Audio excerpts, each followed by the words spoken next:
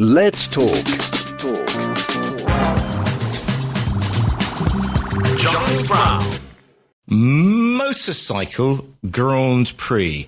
Insider stories from World Championship Racing is, well, if you don't know about MotoGP and you're living in Spain, which rock have you been hiding under? It is massive in this country. We have 4 Grand Prix in Spain. I think it's 4. Catalonia, Jerez, Aragon, and another, which is completely Valencia, which is completely escaped my notice. But the man who can tell us all about this is my next guest, who is renowned guru. Can we say guru of MotoGP? Ladies and gentlemen, girls and boys, I'm delighted to say that Adam Wheeler joins me live on the line now. Adam, good morning to you. Good morning, Giles.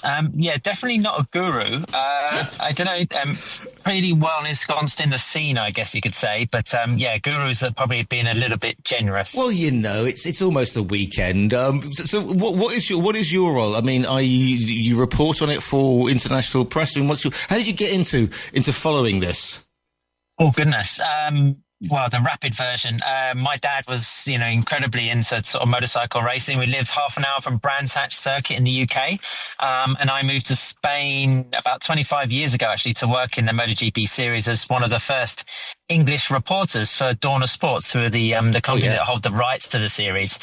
And just sort of been here ever since. And while I'm talking to you now, I'm actually sat in the car parked outside Motorland Aragon, because that's the scene of the Grand Prix this weekend. So it's already nice and toasty. And it's probably going to be another good one. Yeah, because I mean we're based in the Costa del Sol, so an hour and a half we're in Jerez, and as you know, Jerez has got a very special place in Spanish motor racing circles. Of course, the home of the GP for ages, for donkey's years now. Why do you think Spain gets MotoGP in such? I mean, you can only the Italians are even close to the way that Spain takes its MotoGP.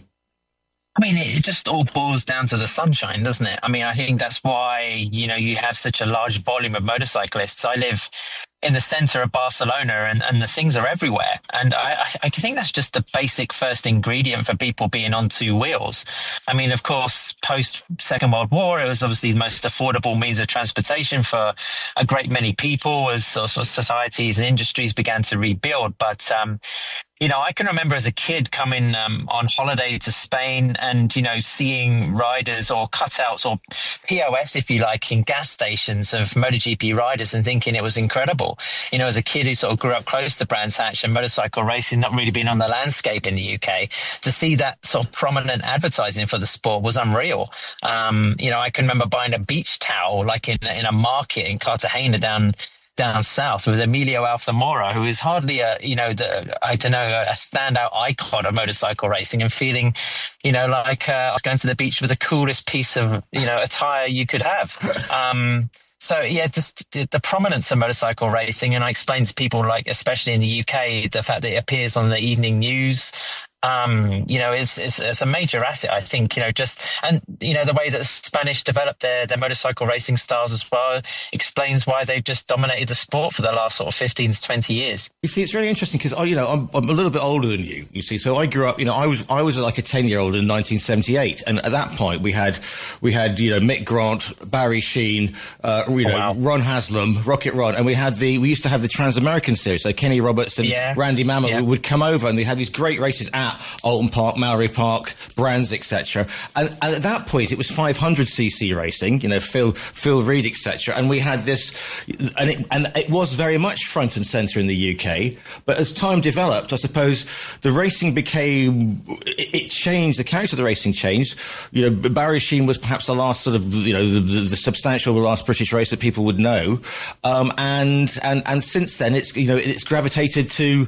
I mean, okay, Italy always had Agostini. But otherwise, Britain sort of fell out of love with MotoGP pretty much, even though it still has a Grand Prix, and Spain and Italy became sort of front and centre. Yeah, 100%. I mean, I guess it's entwined slightly with the trends of transportation.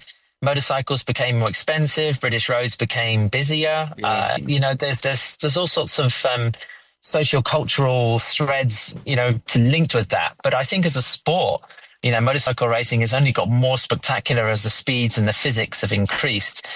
I mean, that's sort of one of the reasons why I wanted to impart some of that in the book, which sort of came out earlier this year, a couple of months ago.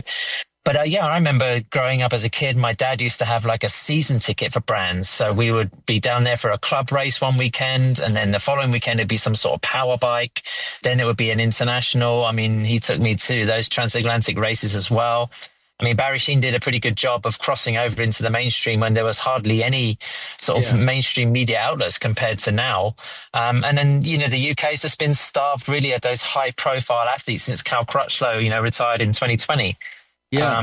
He was, of course, the last rider to win a Grand Prix in the Premier class since Sheene. That had been like a sort of a 40-year dry spell. And we're missing another Crutchlow, really. But it's interesting you said the social thing, because, of course, since then, the UK has become a nation of, and I use this word advisedly, cyclists. Everybody would have bought a motorbike. Now, it's obviously for very good reasons to Chris Hoy, and et cetera, et cetera. And so as the UK becomes more in love with two wheels that are under your own power, perhaps it's a little bit of fun and a little bit of love with motorcycling.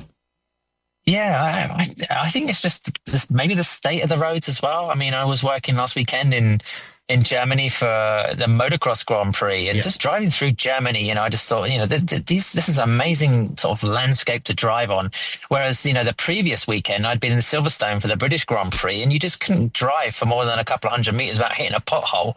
And I thought, well, if I'm sort of riding a 15,000-pound adventure bike or a sports bike, the amount of traffic on the road, the state of the roads, everything else seems to sort of conspire against making motorcycling what it used to be decades ago. And I think that also just feeds into the sporting aspect. And then, of course, you have the associated costs of racing these days. And it's just a shame that bikes only really pop up in mainstream consciousness when, there's some sort of fatality, which we unfortunately had recently in British Superbike, and it sort of fed straight into the Isle of Man TT, which is closing off this weekend. But I mean, MotoGP, it's pretty much like a month away from being acquired by Liberty Media. The UK, of course, is a stronghold for Formula One.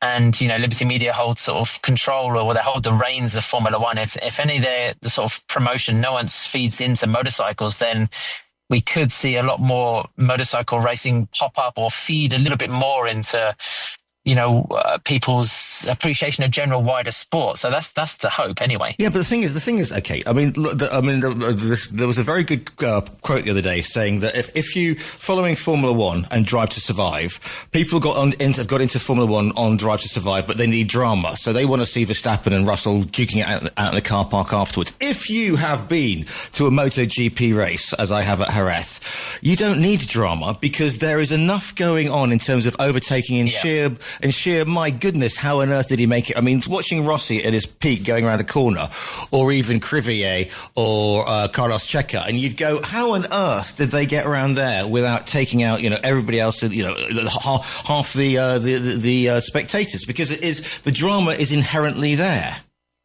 Yeah, I think if you want to compare or contrast Formula One to MotoGP, then F1 doesn't really have the spectacle, but it has the characters, which has been, brought more to the forefront by things like Drive to Survive, which is a great series, by the way. My kids, who are 16 and 18, love it. But then MotoGP has the action. So for 40 to 45 minutes, you're going to be entertained on a Sunday afternoon, but you don't necessarily know who the people are behind the visors. And this is where, I think Liberty, when they come in, they'll help in that aspect. They'll create, these personalities, these characters, and you'll actually care more about what the likes of Pecco Bagnaia or Fabio Quartararo are doing, and Marc Marquez, and how he could, his story this year of winning a world championship again, if it happens, since, 2019, is a great sort of comeback narrative. So that's the difference between the two and the four wheels. Yeah, I suppose that they've missed the thing, because, again, I'm going back sort of maybe 10, 20 years.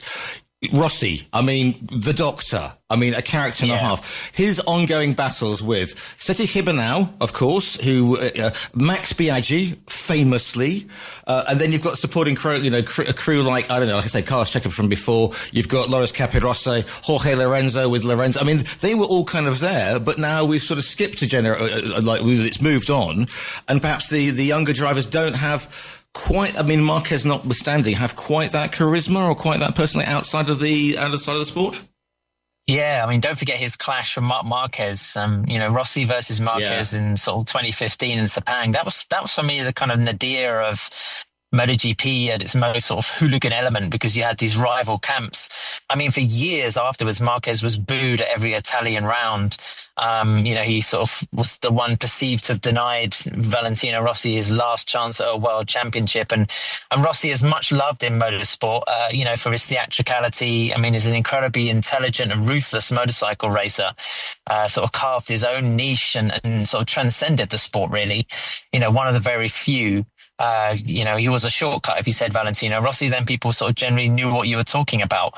But, Marquez, for me, is still the greatest I've seen, just the way that he sort of moved the parameters of the sport. But, 2015, it hyped the sport up, but it was kind of ugly at the same time. But maybe some sort of element of that is needed again. Like you say, there is a lot of sort of from kind of respect and friendship amongst the riders at the moment. And I don't know, maybe it has to be a little bit more sensational in some way, even though I sort of despise contrived circumstances. And at the same time, I mean, we are talking about a sport, which it says on the back of every pass you go to, whatever probably the one you're holding at the moment, which says motor racing is dangerous. I mean, you stick your leg out like Biaggi did against Rossi back in the day, and something really serious can happen. And people get it. Yeah. Not even riders, but marshals, spectators. It only takes a millisecond of madness, and something goes flying in the wrong place, and we have a tragedy on our hands. So I get that we need the drama, but like I said before, if you start egging it on, it's not like a football match. Yeah. So just tell me a little bit about sport, because this is the 75th anniversary of the championship per se. It was last year, and yeah. It's this year ahead of F1, so it's a year older. I mean, F1's doing the whole F1 75 this year, and that movie is already everywhere, isn't it? I mean, it's coming out in a couple of weeks. It just seems to be all over my social media channels anyway. Yeah. I think it's going to be massive. I think people will go into sort of see Barbie and Oppenheimer dressing up. Well, not Oppenheimer, but more Barbie. And I think it'll be the same thing for this film. I think you'll see people in team apparel and liveries going to the cinema. And, I think it's another indication of how much F1 has just suddenly swollen into this massive sort of behemoth of motorsport. But MotoGP,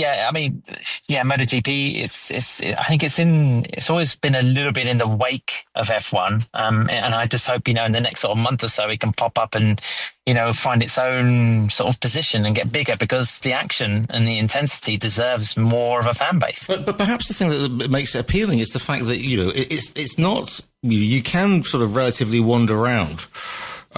You get closer to the action with MotoGP, perhaps, or am I way out off the mark here? Because with F1, unless you've got the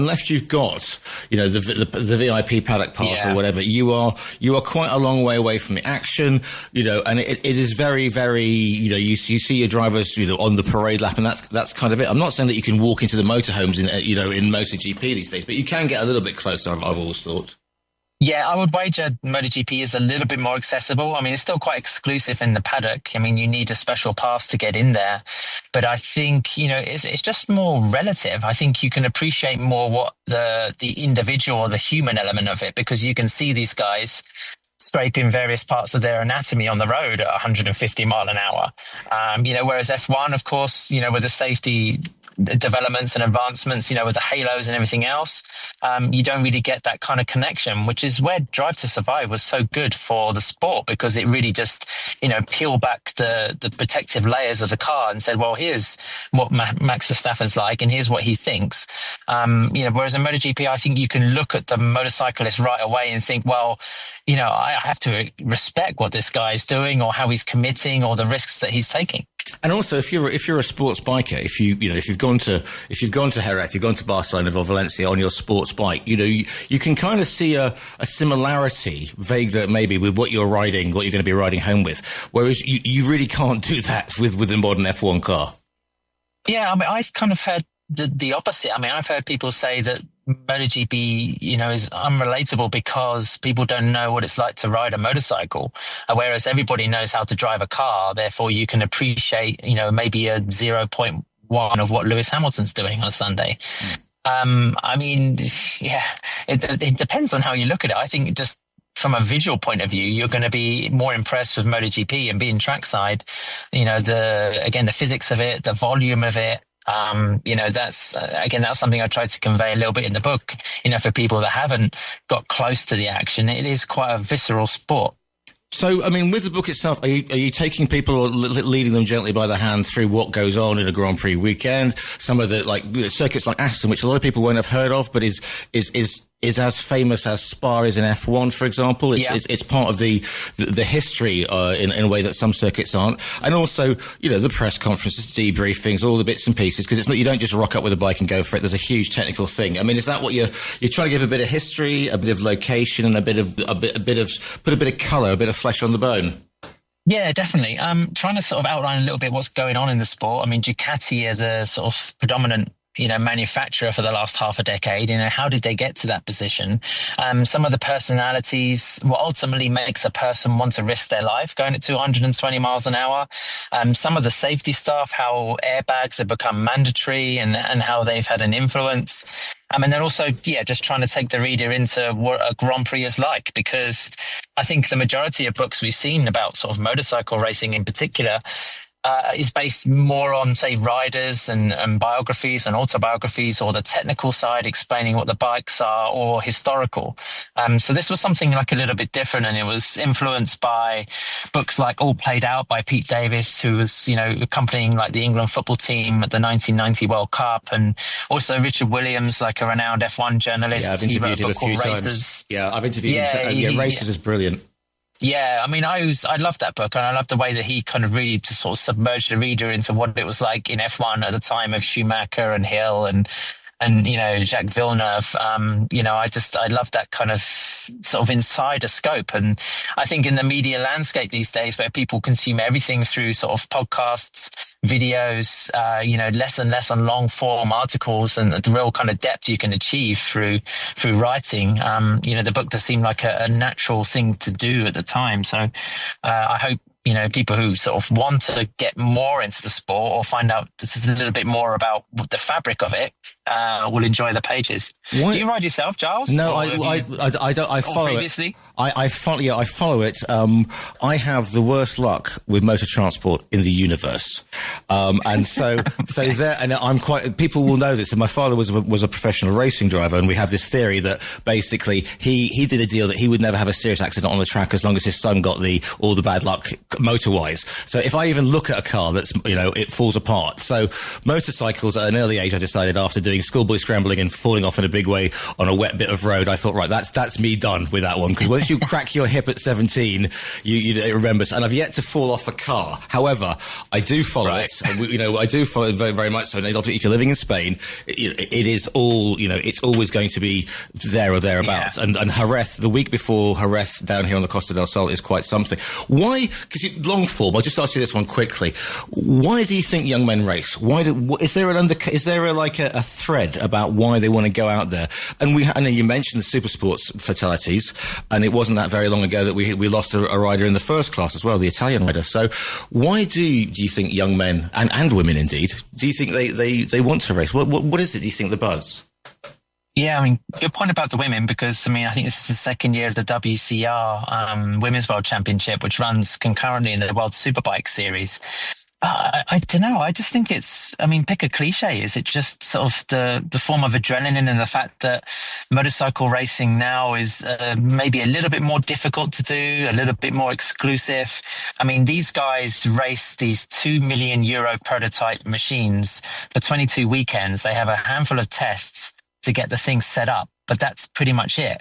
So they're spending the rest of their time riding off-road or like on dirt track or supermoto, and those facilities also are shrinking, especially in Europe, when you come to noise limits and room and everything else. So I think it's just a rarefied, specialized skill these days.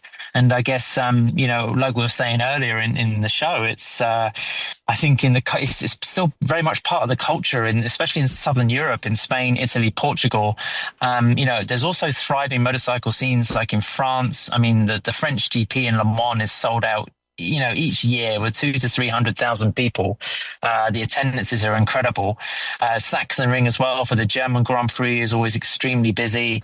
I mean, there are key events on the calendar, and then in Asia, it's a whole different thing, of course, where a motorcycle really, really is part of a daily transportation routine. Yeah. I don't know. It's and I think organisers are trying to tap into still this fascination with motorcycling through Cup Series, through Formula Series, trying to make it as cheap as possible for young people to do.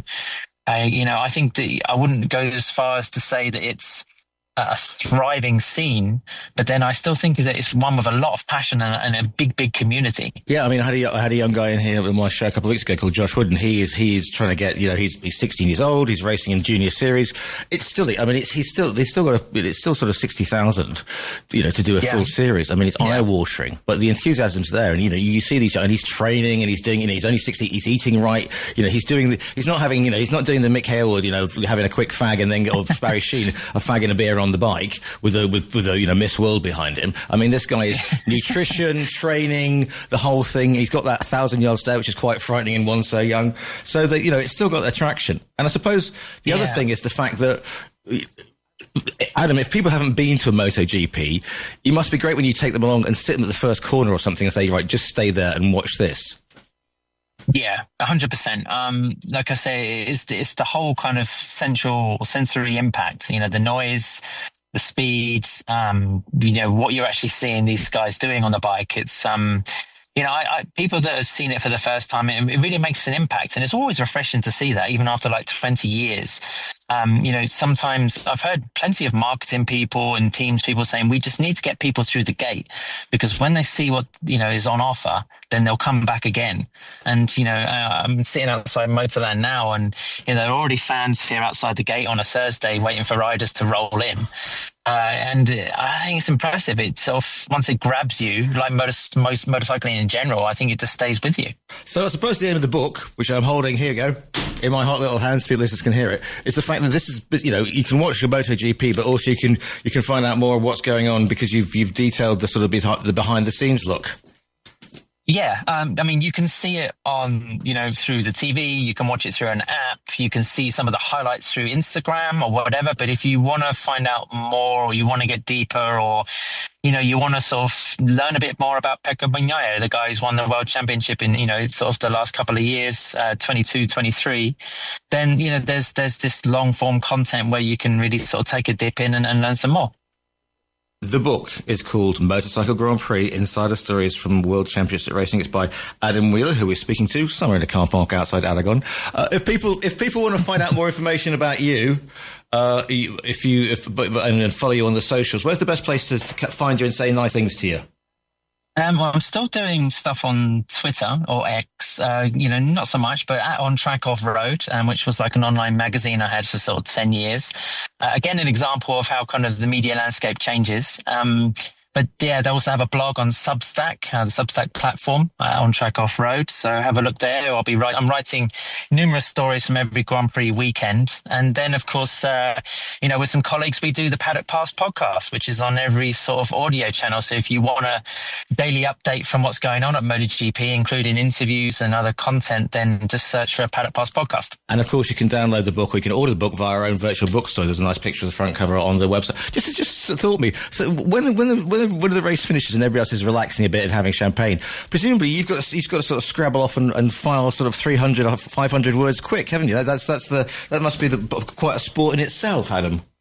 Yeah, absolutely. Sometimes you see everybody sort of vanishing home, sort of an hour or two after the race, and you're kind of thinking, oh, that would be nice, just to sort of show up and blat out a bit of work and then go home as well. But usually it's sort of 9, 10 p.m. by the time you leave in the media center and you've got all your copy done and your podcast recorded and everything else. But no, it's a great lifestyle. I don't want to grumble. I was about to say that. Yeah, I was going to say, talking about, I'll swap you if you want, madam, for a Yeah, no violins, please. No violins. And of course, the book is called Motorcycle Grand Prix, Insider Stories from World Championship Racing. It's by Adam Wheeler. Adam, I know you've got a busy weekend, so just thank you so much for your time today.